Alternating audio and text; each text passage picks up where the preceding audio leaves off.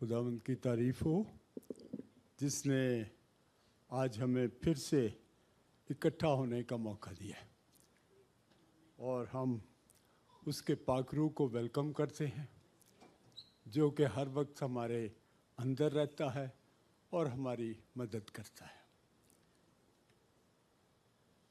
Xavier साहब, आपके बच्चे किधर हैं? मसरूफ? अच्छा, मैं तो बड़े अंग्रेजी दी वर्सेस लिख के लिया सोना वास्ते। मैं क्या नाल नाल उर्दू तर्जुमा भी होता है कि नाल इंग्लिश। चलो, आज का हमारा जो टॉपिक है वो है कि मसीह का आराम क्या है। मसीह का आराम क्या है हम देखेंगे खुदावंद के कलाम में से कि इस आराम का जिक्र कहाँ है। मत्ती की अंजील उसका 11 बाब और उसकी 28 आयत। मसीह कहता है, मसीह फरमाता है, ऐ मेहनत उठाने वालों और बोझ से दबे हुए लोगों, सब मेरे पास आओ, मैं तुमको आराम दूंगा। मैं जब था 8वीं 9वीं 10वीं क्लास में, तो मैं कहता था पता नहीं ये जो वो जिनको हम कहते नहीं लेबर पांडी जो सब बोझ उठाते मजदूर, तो मैं क्या पता नहीं खुदावंद यीशु मसीह ने इन्हां वास्ते क्या कि भी सारे मेरे को आओ ते मैं तो जड़ा ना तुहानू आराम दिया। तो मैनू बड़े सालों तक नहीं समझ आई कि भी ये आयत है की है कि खुदावंद कहता है कि मेहनत उठाने वालों और बोझ से दबे हुए लोगों, सब मेरे पास आओ, मैं तुमको आराम दूंगा। अब हर शख्स जो भी मेहनत करता है उसे आराम की ज़रूरत होती है।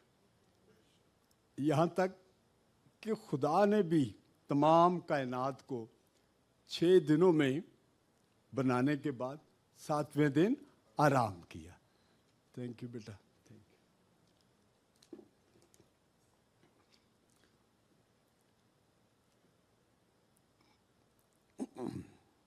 हम देखेंगे पैदाइश की किताब 2 बाब उसकी 2 और 3 आयत।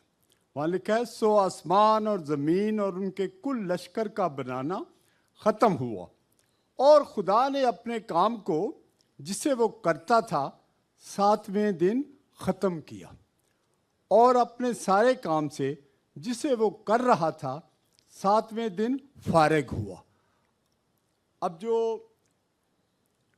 हमारा टॉपिक है आराम का, उसमें उसका तर्जुमा इधर उर्दू में फारिग लिखा हुआ है, लेकिन अगर हम इंग्लिश में पढ़ें तो वहाँ लिखा है कि and God and on the 7th day God ended his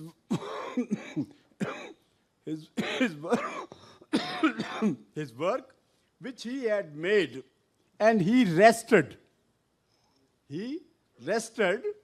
on the 7th day from all his work which he had made. और खुदा ने 7वें दिन को बरकत दी और उसे मुकद्दस ठहराया क्योंकि उसमें खुदा सारी कायनात से जिसे उसने पैदा किया और बनाया फारिग हुआ। फिर इन्होंने फारिग ही दिया, लेकिन इंग्लिश में वो लिखते हैं, he had rested from all his work which God created and made.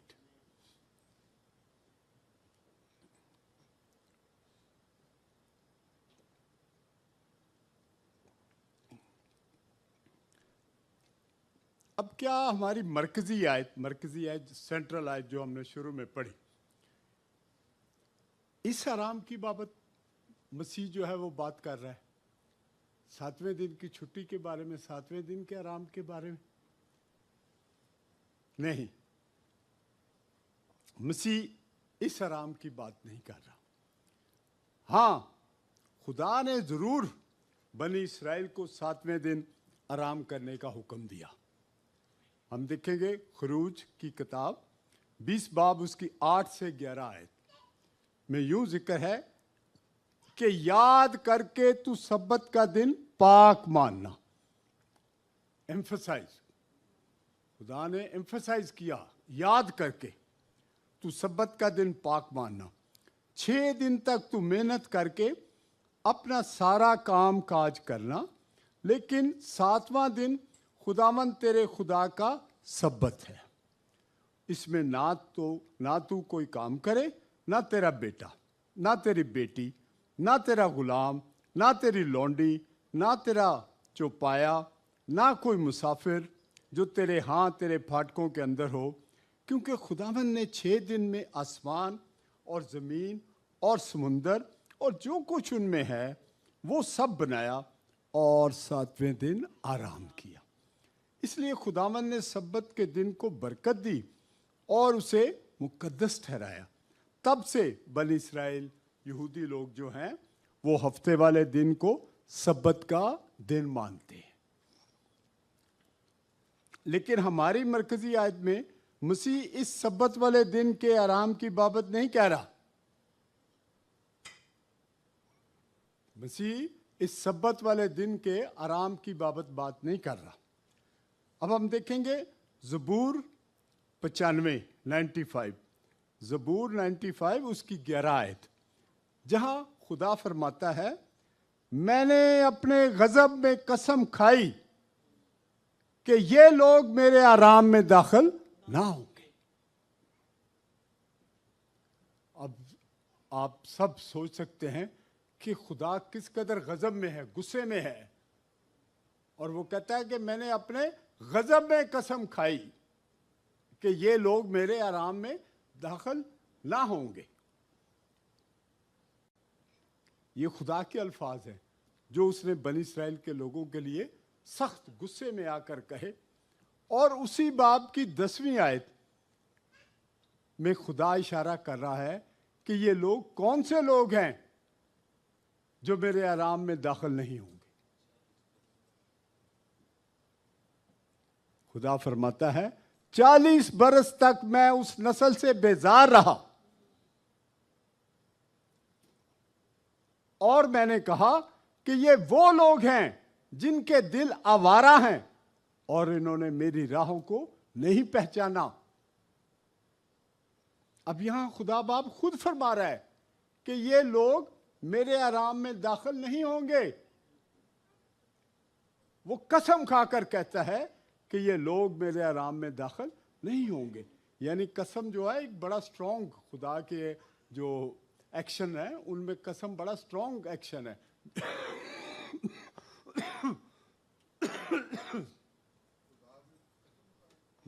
خدا نے خود قسم کھا کے, خدا اپنی قسم کھاتی ہوگی, اس سے بڑا تو اتنے کوئی بھی نہیں نا, قسم تو بڑے دی کھائی جاتی ہے نا, تو خدا نے اپنی قسم کھا. ہاں, تو وہ بھی خداوند کی حیات کی قسم, کسی کی حیات کی نہیں. ٹھیک ہے.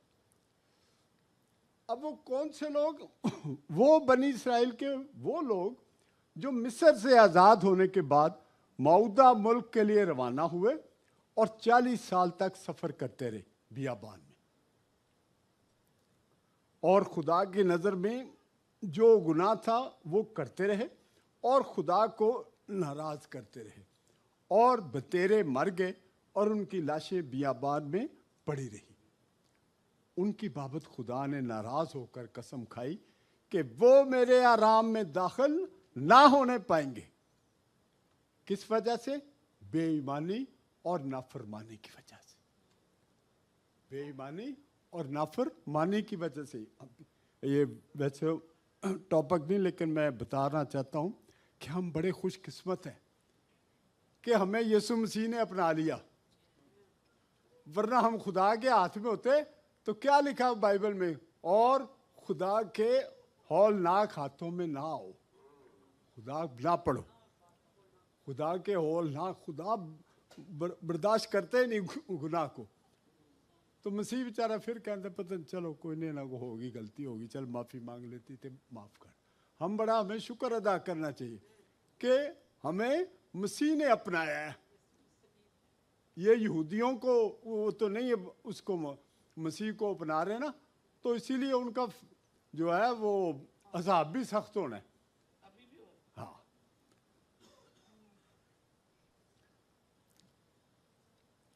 लेकिन उनकी औलादों को जो मुल्क कनान में आकर बसे और खुदा की शरीयत पर और नबियों की तालीमात पर अमल करते रहे, उनको खुदा का बेटा दावत देता है कि ऐ मेहनत उठाने वालों और बोझ से दबे हुए लोगों, सब मेरे पास आओ, मैं तुमको आराम दूंगा। खुदा का बेटा उन्हें कामिल उम्मीद दिलाता है कि मैं तुम्हें आराम दूंगा। मसीह के आराम देने के इस वादे के बारे में पौलुस रसूल इब्रानियों 4 बाब में कहता है, बस जब उसके आराम में दाखिल होने का वादा बाकी है, बस जब उसके आराम में दाखिल होने का वादा बाकी है, तो हमें डरना चाहिए, हमें डरना चाहिए। ऐसा ना हो कि तुम में से कोई रहा हुआ मालूम हो, क्योंकि हमें भी उन्हीं की तरह खुशखबरी सुनाई गई, लेकिन सुने हुए कलाम ने उनको कुछ फायदा ना दिया कि सुनने वालों के दिलों में ईमान के साथ ना बैठा। ये किस पीरियड की बात कर रहा है कि मसीह जब दुनिया में था तो उसने किनको तालीम देता रहा? यहूदियों को, बनी इसराइल को। तो इसीलिए वो कहता है कि सुने हुए कलाम ने उनको कुछ फायदा ना दिया कि सुनने वालों के दिलों में ईमान के साथ ना बैठा, और हम जो ईमान लाए उस आराम में दाखिल होते हैं। हालेलुया। और हम जो ईमान लाए उस आराम में दाखिल होते हैं, जिस तरह उसने कहा कि मैंने अपने गजब में कसम खाई कि ये मेरे आराम में दाखिल ना होने पाएंगे। बस जब ये बात बाकी है कि बाज उस आराम में दाखिल हों और जिनको पहले खुशखबरी सुनाई गई वो नाफरमानी के सबब से दाखिल ना हो सके, ना हुए, तो फिर एक ख़ास दिन ठहरा कर इतनी मुद्दत के बाद दाऊद की किताब में उसे आज का दिन कहता है। जैसा पेशतर कहा गया कि अगर आज तुम उसकी आवाज़ सुनो तो अपने दिलों को सख्त ना करो, अपने दिलों को सख्त ना करो। और अगर यशवा ने उन्हें आराम में दाखिल किया होता तो वो उसके बाद दूसरे दिन का जिक्र ना करता। बस खुदा की उम्मत के लिए सब्बत का आराम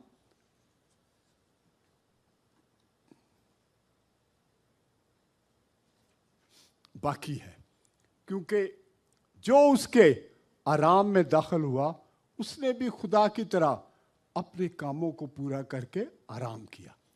बस आओ हम उस आराम में दाखिल होने की कोशिश करें। गौर से सुनो इसको।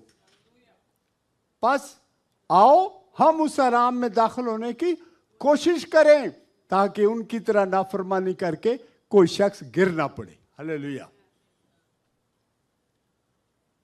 आइए हम देखें कि मसीह का रहम क्या है। हम पैदाइश पहले बाब की 5 आयत पढ़ते हैं, जहां लिखा है, और खुदा ने रोशनी को तो दिन कहा और तारीकी को रात, और शाम हुई और सुबह हुई, सो पहला दिन हुआ। फिर उसी बाब की 8 आयत को पढ़ते हैं, वहां लिखा है, और खुदा ने फिजा को आसमान कहा और शाम हुई और सुबह हुई, सो दूसरा दिन हुआ। फिर 13 आयत में जिक्र है, और शाम हुई और सुबह हुई, सो तीसरा दिन हुआ। फिर 19 आयत में जिक्र है, और शाम हुई और सुबह हुई, सो चौथा दिन हुआ। फिर 23 आयत में जिक्र है, और शाम हुई और सुबह हुई, सो 5वां दिन हुआ। फिर 31 आयत में जिक्र है, और खुदा ने सब पर जो उसने बनाया था नजर की और देखा कि बहुत अच्छा है, और शाम हुई और सुबह हुई, सो छठा दिन हुआ। अब इन 6 दिनों में खुदा ने सारा दिन तख्लीक का काम किया, क्रिएशन।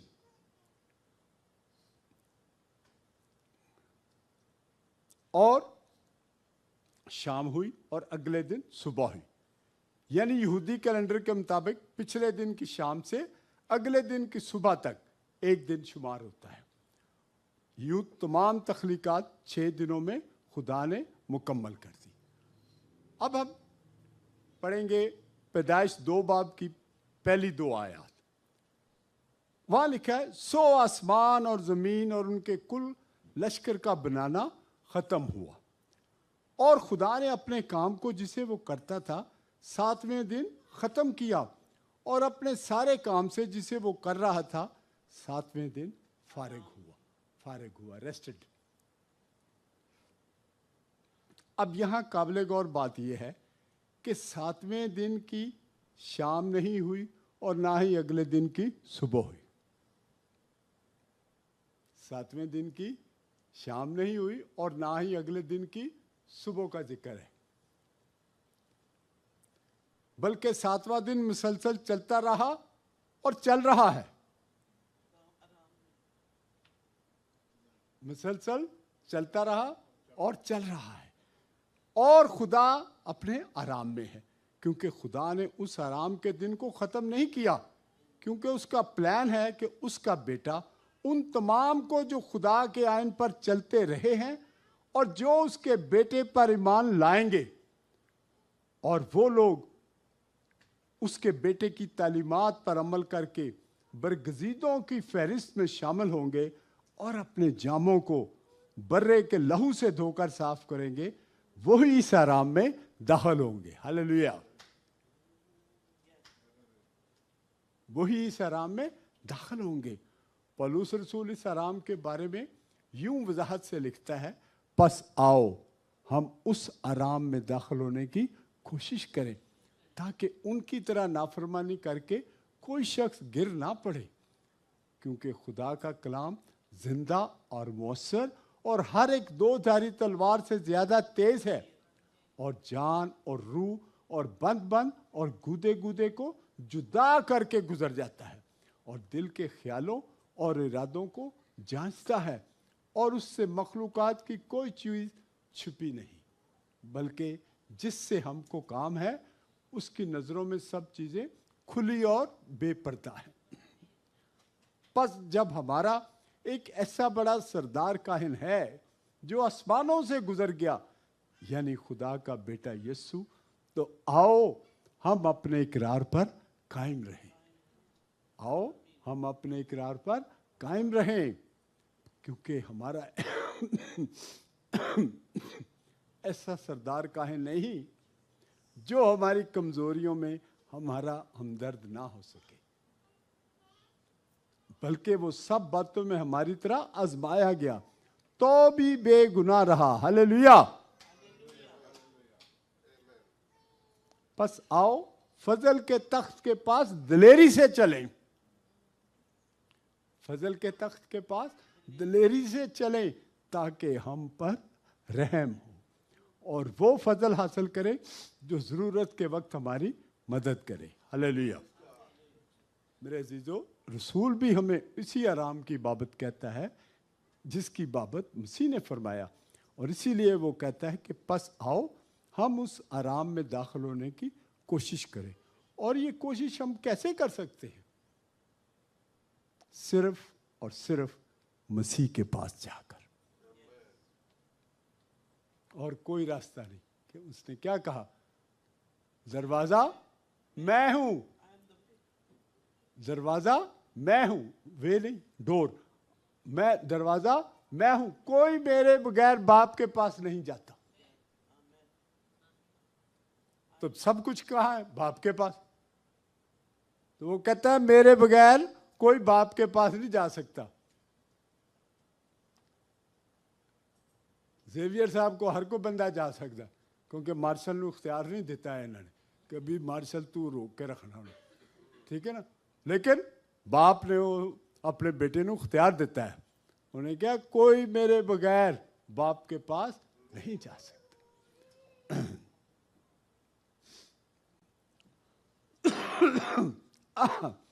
अब मसीह ने ये बात यहूदियों को कही थी, क्योंकि मसीह आया ही इस्राएल के घराने की खोई हुई भेड़ों के लिए था। यहूदी कौम एक बहुत ही ज़्यादा मजहबी और पारसा कौम है।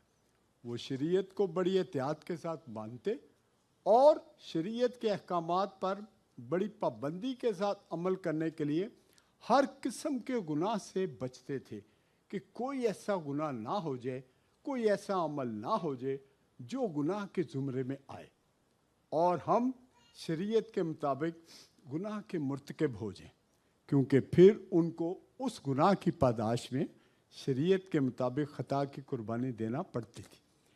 इस तरह वो शरीयत के बोझ तले दबे रहते थे।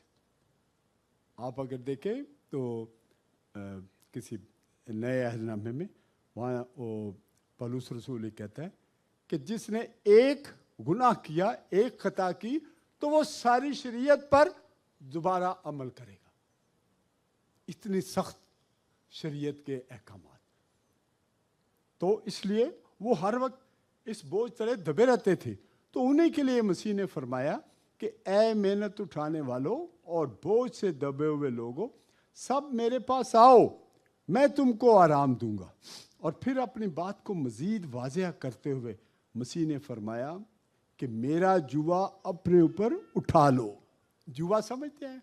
ये जो बैलों के ऊपर योक, बैलों के ऊपर होती है लकड़ी का वो योक जो बनी होती है। मेरा जुआ मुलायम है, अपने ऊपर उठा लो और मुझसे सीखो, और मुझसे सीखो, क्योंकि मैं हलीम हूं और दिल का फरोतन, तो तुम्हारी जानें आराम पाएंगी। हालेलुया। तो तुम्हारी जानें आराम पाएंगी, क्योंकि मेरा जुआ मुलायम है और मेरा बोझ हल्का। अब जो हमने पहले पढ़ा ज़बूर 95 की 11 आयत में, जहां खुदा फरमाता है मैंने अपने गज़ब में कसम खाई कि ये लोग मेरे आराम में दाखिल ना होंगे। खुदा सख्त भी बहुत है और वो शफकत और में गनी भी है। वो कहर करने में धीमा और शफकत में गनी। तो ये लोग मेरे आराम में दाखिल ना होंगे। अब यहाँ खुदा ने बनी इसराइल के लिए अपने आराम में दाखिल होने का दरवाज़ा हमेशा के लिए बंद नहीं कर दिया था, बल्कि हम देखेंगे हिजकियल नबी की मार्फत उसकी किताब के 18 बाब की 5 से 9 आयत वहाँ खुदा क्या फरमाता है हिजकियल नबी की मार्फत? देख सब जाने मेरी हैं। ये खुदा के अल्फाज हैं। देख सब जाने मेरी हैं, जैसी बाप की जान वैसी ही बेटे की जान भी मेरी है। जो जान गुनाह करती है वही मरेगी।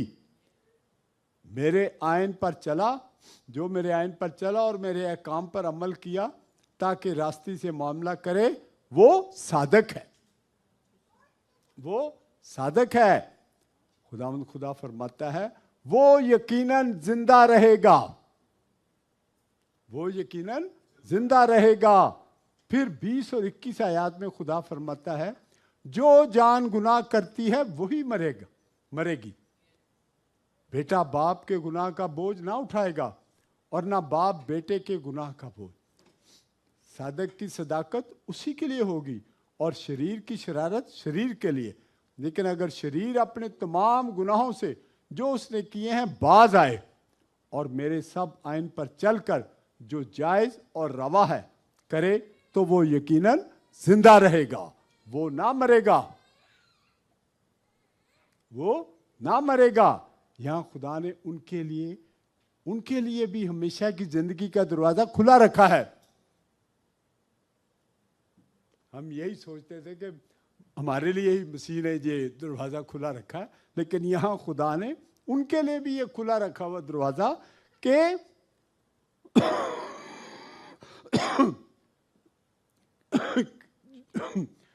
और मेरे सब आइन पर चलकर जो जायज़ रवा है करे, तो वो यकीनन जिंदा रहेगा, वो ना मरेगा।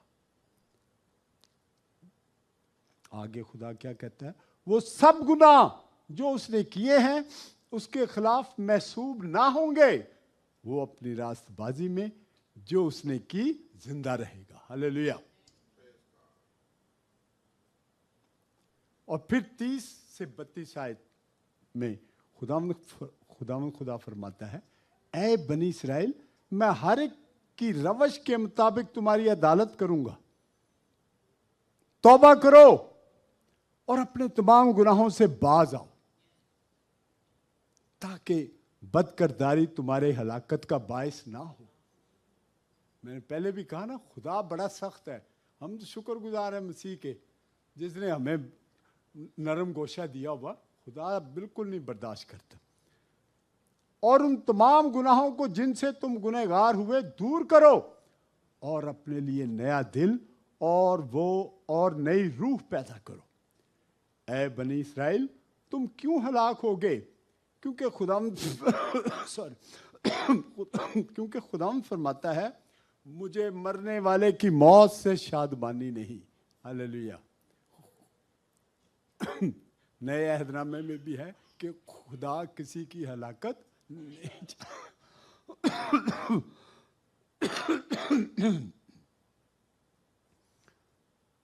इसलिए बाज आओ और जिंदा रहो। हालेलुया। इसके अंदर जिंदगी है, इस आयत के अंदर। इसलिए बाज आओ और जिंदा रहो। और फिर 11 बाब में खुदा यूं फरमाता है कि हर चंद मैंने उनको कौमों के दरमियान हाँक दिया है। ये हम सब जानते हैं, मुख्तलिफ मुल्कों में बनी इसराइल चले गए थे और अब आहिस्ता आहिस्ता इसराइल में इकट्ठे हो रहे हैं। वो भी खुदावंद खुद कर रहे हैं। मैंने तुमको कौमों के दरमियान हाँक दिया है और गैर मुल्कों में प्रगंदा किया, लेकिन मैं उनके लिए थोड़ी देर तक उन मुल्कों में जहां जहां वो गए हैं एक मकदस हूंगा। मकदस क्या है? घर, लिविंग प्लेस। मकदस एक मुकद्दस होता है, होली। मकदस इज लिविंग प्लेस, ठीक है? तो उनके लिए मकदस होऊंगा। इसलिए तू कह, खुदावंद खुदा यूं फरमाता है कि मैं तुमको उम्मतों में से जमा कर लूंगा। आजकल खुदावंद उनको जमा कर रहा है। और उन मुल्कों में से जिनमें तुम प्रगंदा हुए तुमको फराहम करूंगा और इसराइल का मुल्क तुमको दूंगा। और वो वहां आएंगे और उसकी तमाम नफरती और मकरूह चीजें उससे दूर कर देंगे, और मैं उनको नया दिल दूंगा और नई रूह तुम्हारे बातन में डालूंगा, और संगीन दिल उनके जिस्म से खारिज कर दूंगा, और उनको गोश्तीन दिल इनायत करूंगा, ताकि वो मेरे आइन पर चले और मेरे अहकाम पर अमल करें और उन पर कारबंद हों, और वो मेरे लोग होंगे और मैं उनका खुदा हूंगा। हालेलुया। इस तरह खुदा ने सदियों पहले अपने बेटे और पाक रूह की बाबत हिजकियल नबी की मार्फत पैगाम दे दिया था, ताकि वो खुदा के आइन और अहकाम पर अमल करके खुदावंद के आराम में दाखिल हो सके। वो दाखिल नहीं हुए, खुदा ने उनको रास्ता दे दिया कि ये है रास्ता तुम्हारे लिए, कि अगर तुम दाखिल होना चाहते हो तो इन चीज़ों पर अमल करो। मुकाशफा 14 बाब की 13 आयत में यूं मरकूम है, फिर मैंने आसमान में से ये आवाज़ सुनी कि लिख, मुबारक हैं वो मुर्दे जो अब से खुदावंद में मरते हैं। रूह फरमाता है, बेशक, क्योंकि वो अपनी मेहनतों से आराम पाएंगे और उनके अमाल उनके साथ साथ होते हैं। यानी जो लोग मसीह को कबूल करते हैं और मसीह को पहन लेते हैं और उनकी ज़िंदगियों में मसीह नज़र आता है, तो अगर वो मसीह में सो जाते हैं तो वो मरे नहीं, बल्कि अपने अमालों के सबब से जिंदा है, और इसी सबब से वो अपनी मेहनतों से आराम पाएंगे। यानी जब वो खुदावंद के पास जाएंगे तो उनकी जानें खुदावंद के आराम में दाखिल होंगी और खुदावंद के साथ रहेंगी। अब आखिर में हम देखेंगे कि मसीह जिस आराम की बाबत कह रहा है वो कब मिलेगा। मसीह जिस आराम की बाबत कह रहा है कि आओ मैं तुम्हें आराम दूंगा, तो वो कब मिलेगा? इसका कुछ हिस्सा हमारी ज़िंदगी में मिलेगा। फिलिपियों 4 बाब की 4 से 7 आयत में रसूल फरमाता है, खुदावंद में हर वक्त खुश रहो। फिर कहता हूं कि खुश रहो। तुम्हारी नरम मिजाजी सब आदमियों पर जाहिर हो। खुदावंद करीब है। He is coming very soon. खुदावंद करीब है। किसी बात की फिक्र ना करो, बल्कि हर एक बात में तुम्हारी दरख्वास्तें दुआ और मिन्नत के वसीला से शुक्रगुजारी के साथ खुदा के सामने पेश की जाए, तो खुदा का इत्मीनान, हालेलुया, जो आराम है वो खुदा का इत्मीनान है। तो खुदा का इत्मीनान जो समझ से बिल्कुल बाहर है, हालेलुया, बियॉन्ड आवर विजडम, समझ से बिल्कुल बाहर है, तुम्हारे दिलों और ख्यालों को मसीह यीशु में महफूज रखेगा। और फिर उसी बाब की 8 से 9 आयत में रसूल फरमाता है, गर्ज है भाइयों, जितनी बातें सच हैं और जितनी बातें शराफत की हैं और जितनी बातें वाजिब हैं और जितनी बातें पाक हैं और जितनी बातें पसंदीदा हैं और जितनी बातें दिलकश हैं, गर्ज जो नेकी और तारीफ की बातें हैं, उन पर गौर किया करो, उन पर गौर किया करो। जो बातें तुमने मुझसे सीखी उन पर अमल किया करो, तो खुदा जो इत्मीनान का चश्मा है तुम्हारे साथ रहेगा। हालेलुया, और उस आराम का बकाया हिस्सा जब उसके बरगजीदे, ये तो है इस दुनिया में, उस आराम का बकाया हिस्सा जब उसके बरगजीदे खुदावंद के साथ बादलों में उठाए जाएंगे और आसमान पर उसके साथ रहेंगे, और जब वो 1000 साल बादशाही करेगा, तो उस वक्त उसके बरगजीदे आराम पाएंगे। हम देखेंगे मुकाशवा 20 बाब की 4 से 6 आयत, वहां लिखा है, फिर मैंने तख्त देखे और लोग उन पर बैठ गए और अदालत उनके सुपुर्द की गई, और उनकी रूहों को भी देखा जिनके सर यीशु की गवाही देने और खुदा के कलाम के सबब से काटे गए थे। हालेलुया, ये जो लोग जिन पर जुल्म होता है दुनिया में, ये फजूल नहीं, इनकी जो शहादत जाएगी, ये ऊपर रिकॉर्ड हो रही हैं। और इसीलिए खुदा कलाम में लिखा है कि जिनके सर यीशु की गवाही देने और खुदा के कलाम के सबब से काटे गए थे, और जिन्होंने ना उस ऐवान की परस्तिश की थी, ना उसके बुत की, और ना उसकी छाप अपने माथे और हाथों पे ली थी, वो जिंदा होकर 1000 बरस तक मसीह के साथ बादशाही करते रहेंगे। हालेलुया, मसीह के साथ बादशाही करते रहेंगे, करते रहे, और जब तक ये 1000 बरस पूरे ना हो लिए, बाकी मुर्दे जिंदा ना हुए, बाकी मुर्दे जिंदा ना हुए। अब अगली आयत बड़े गौर से सुनने वाली है। पहली क़यामत यही है, पहली क़यामत यही है। मुबारक और मुकद्दस वो है जो पहली क़यामत में शरीक हो। हालेलुया, मुबारक और मुकद्दस वो है जो पहली क़यामत में शरीक हो। ऐसों पर दूसरी मौत का कुछ इख्तियार नहीं, बल्कि वो खुदा और मसीह के काहिन होंगे और उसके साथ 1000 बरस तक बादशाही करेंगे। यीशु मसीह का आराम यही है। खुदावंद आप सबको बरकत दे।